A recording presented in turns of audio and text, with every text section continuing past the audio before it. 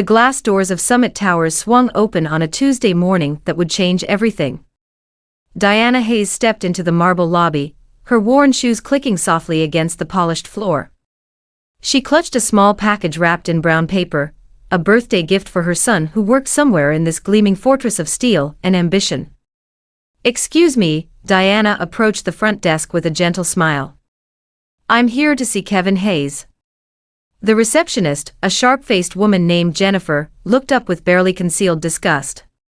Her eyes traveled from Diana's simple coat to her graying hair, landing on her dark skin with unmistakable contempt. "We don't allow solicitors in this building," Jennifer said, her voice dripping with venom. "I'm not selling anything. I'm here to see my son, Kevin Hayes." A security guard named Marcus sauntered over, his hand resting on his belt with exaggerated authority. He was a large man with cold eyes that had seen too many people like Diana, and dismissed them all. "Lady, you need to leave. Now." Diana's hands trembled slightly, but she held her ground.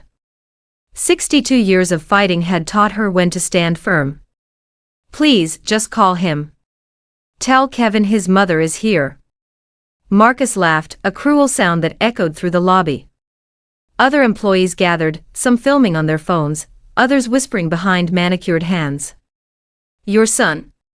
"Yeah, right. What, you clean his house or something?" Jennifer picked up her coffee cup. No, wait, it was a large soda, condensation dripping down its sides. What happened next occurred in slow motion. She lifted the cup and hurled its contents directly at Diana. The cold liquid splashed across Diana's face, soaking her coat, ruining the carefully wrapped gift. Ice cubes scattered across the marble floor like broken promises. The lobby erupted in gasps and nervous laughter. Diana stood there, dripping, dignity radiating from her like armor. She didn't cry. She didn't scream. She simply closed her eyes and breathed. "That's what you get for lying," Marcus sneered, pulling out his radio. "We've got a situation in the main lobby." The elevator across the hall chimed softly. Nobody paid attention at first. The doors slid open with a whisper of expensive machinery. A young man stepped out, tall and commanding in a perfectly tailored charcoal suit. Kevin Hayes, 34 years old, moved with the quiet confidence of someone who had earned every inch of his success. His dark skin glowed with health and determination. His eyes, sharp and intelligent, scanned the scene before him. He saw the crowd. He saw the security guard. He saw the receptionist's guilty flinch, then he saw his mother, standing in a puddle of soda, soaked and shaking but unbowed. The temperature in the room seemed to drop 20 degrees. "What happened here?" Kevin's voice was soft, dangerous, the calm before a hurricane. Marcus puffed up his chest, oblivious to the trap closing around him. "Just removing some trash, sir." This woman was causing problems, claiming to know employees. Making up stories. Jennifer nodded eagerly. She said she was someone's mother. Can you believe that?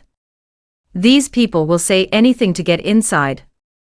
These people, the words hung in the air like poison gas. Kevin walked forward slowly, his shoes clicking with menacing precision.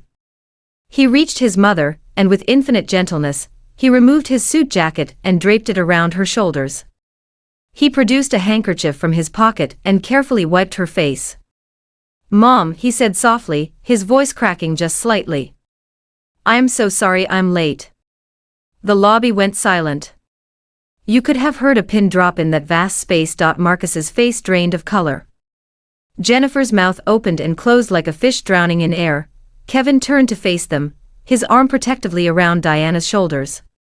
When he spoke again, his voice carried the weight of absolute authority. "Allow me to introduce myself properly. I'm Kevin Hayes. As of 8 o'clock this morning, I am the Chief Executive Officer of Summit Towers and all subsidiary companies." Someone's phone clattered to the floor. The sound was deafening. "And this," Kevin continued, his eyes burning with controlled fury, "is Diana Hayes. My mother. The woman who worked 3 jobs to put me through school. The woman who taught me that character matters more than color, that dignity is earned through action, that justice delayed is justice denied. Jennifer started crying. Marcus tried to speak, but no words came out. His radio slipped from his shaking fingers. Conference room A. 5 minutes.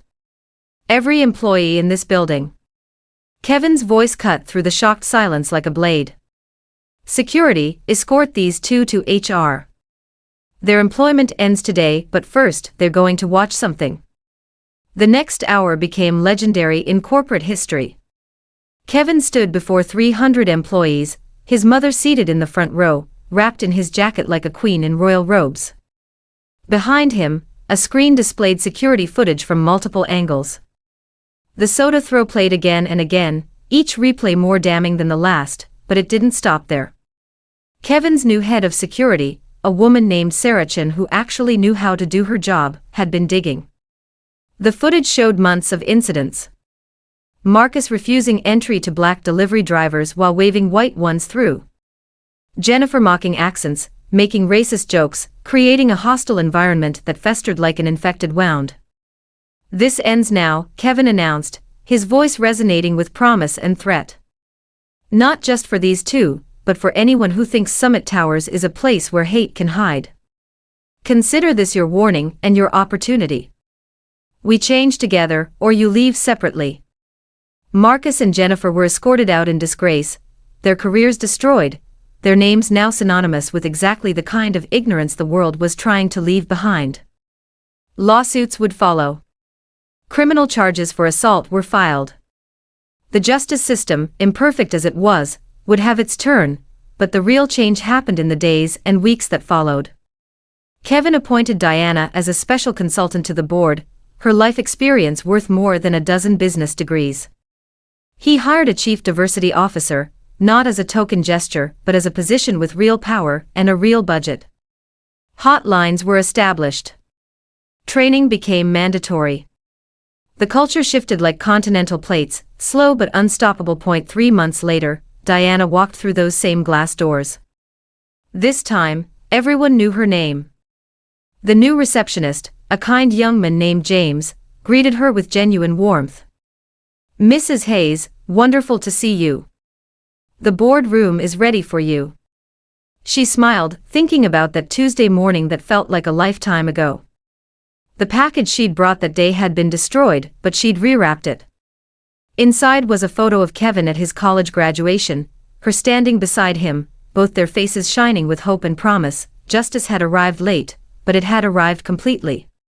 Summit Towers stood as proof that change was possible, that accountability mattered, that one moment of courage could ripple outward and transform everything it touched. As Diana rode the elevator up, she thought about all the people who would never face what she'd faced in that lobby again. All the mothers, fathers, daughters, and sons who would walk through those doors and be judged by their character, not their color, that was worth fighting for. That was worth standing in a puddle of soda for, dignity intact, waiting for the world to catch up to what she'd always known, that justice, real justice, was always worth the wait.